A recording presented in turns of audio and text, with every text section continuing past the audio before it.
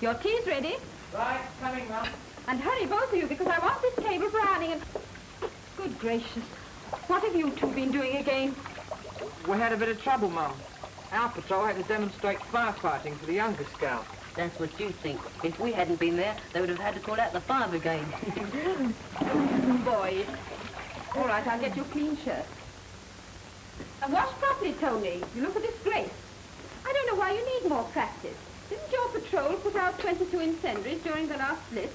Yes, we did. But Alan's patrol of the Otters got a lot of new youngsters. We've got to be prepared, you know. Besides, we scouts have a lot to do. For instance, that business of fire practice this afternoon. Incendiaries were let off all over the place, and we had to show how we could get them under control. The Otters were lucky.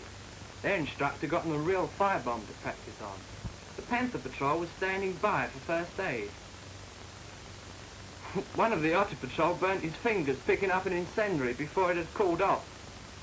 We'd been waiting a long time to try out the new ointment we had, and the burnt otter came in handy.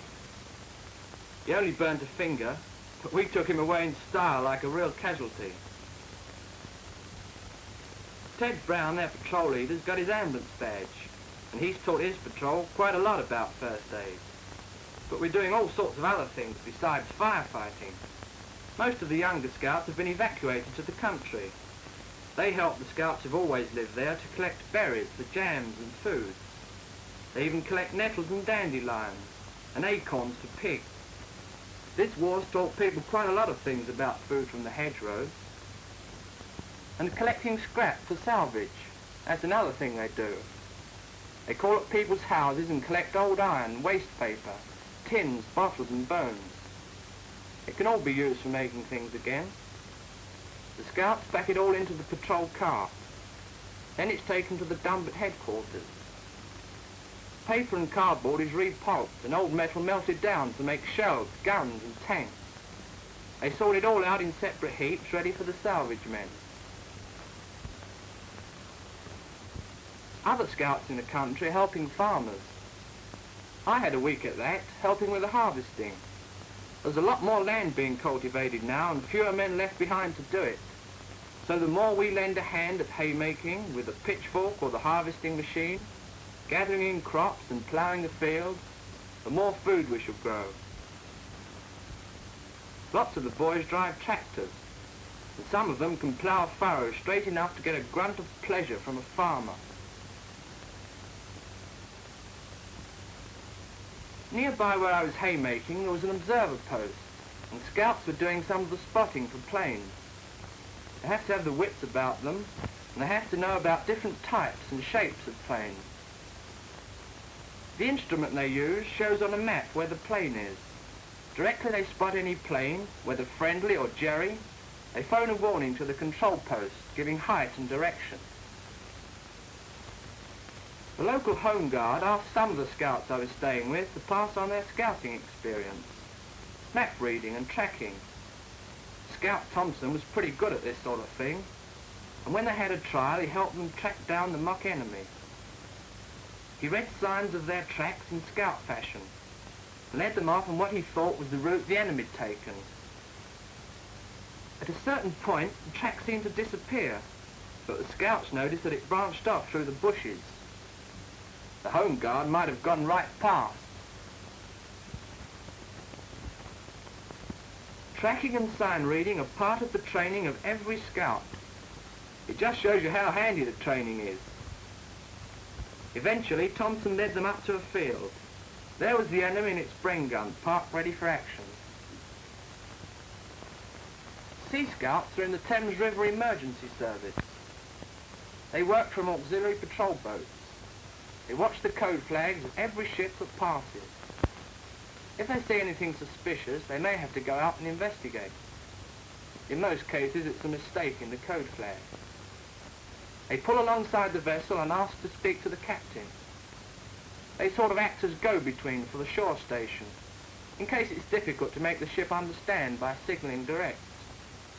The captain gives the scouts his particulars, which are signalled to the shore station. If the station signals back OK, the scouts tell the ship to proceed.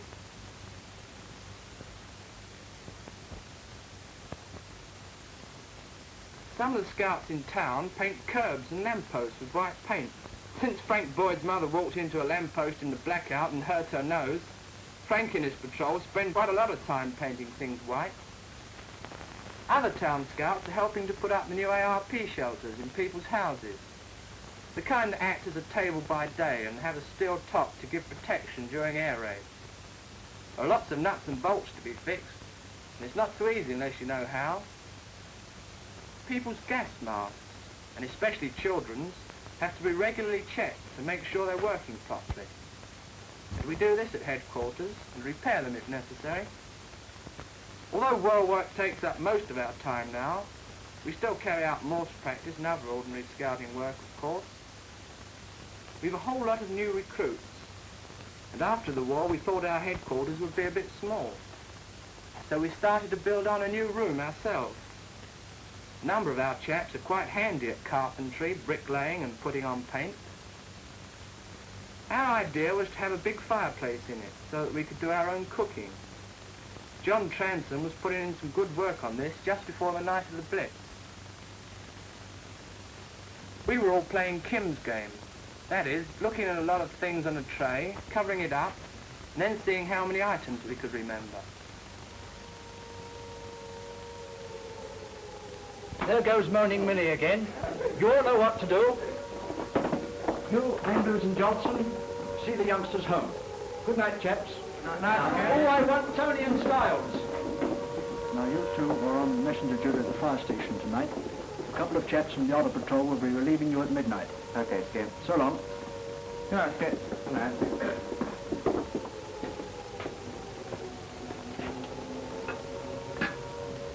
Come on, hurry up. We'll have the grub later.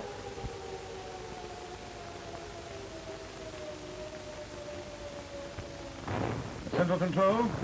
Central Control. Number 15 working. Hello. Hello.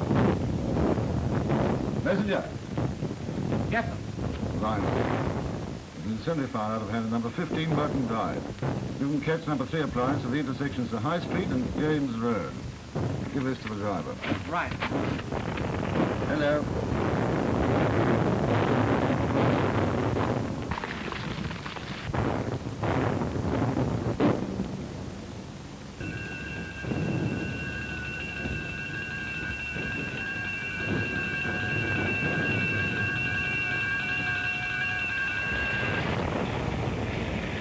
Message from Station 5.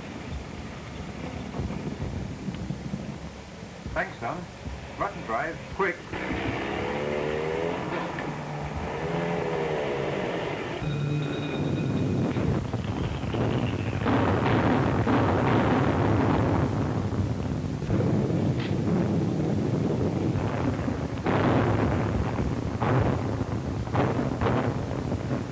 Next morning, Bill and I went back to headquarters.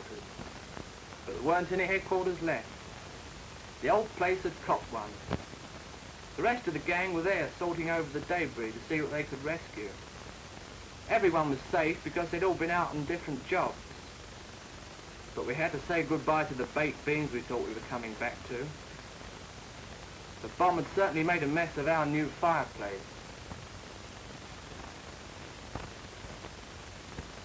You know, John, it wouldn't have been a good job. You didn't use enough cement in that mortar. Use more next time. Yes, Skip. Next time. Why? We can build a new headquarters from the ground up, just as we've always wanted it. We will too. And we're going to build something bigger. And build to last. We Scouts can do it.